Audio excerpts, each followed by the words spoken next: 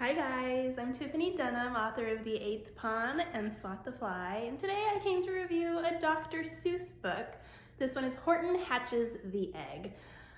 I feel like this isn't as popular as it should be. Maybe it is. If you've ever heard that saying, I meant what I said and I said what I meant, an elephant's faithful 100%, it's from this book. I have a brother who was visiting just this last week with my kids, and we were reading this book in kindergarten talking about faithfulness. And I was like, oh, do you want to read that to them? Because they had me read it to them several times over the course of the week, and it's kind of long. Even though I like it, I was getting some things done. And he's like, oh, I don't really like Dr. Seuss. Who doesn't like Dr. Seuss?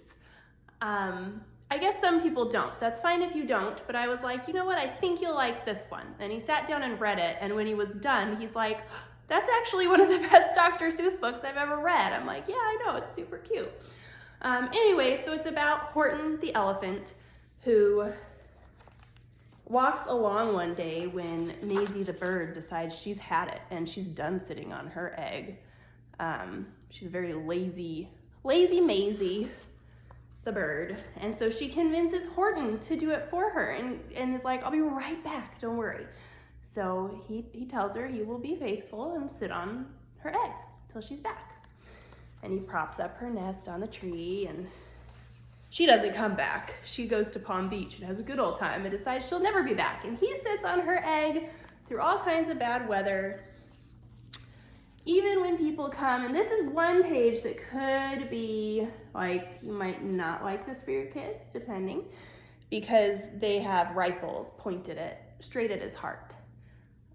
So not everyone would want to introduce rifles or guns to their kids. So that's something to be aware of if that would concern you.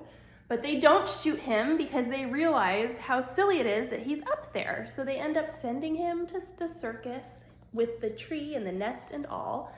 And he sits on it no matter what. And eventually the circus is near Palm Beach, and who comes by but that lazy, good-for-nothing Mayzie. And she's like, hey, you look familiar. And her egg is hatching, and she wants it back. Here it is hatching. And she wants it back after he had sat on it for like 51 weeks. But it turns out the bird looked a lot like Horton. So that's the silly Dr. Seuss element of the book.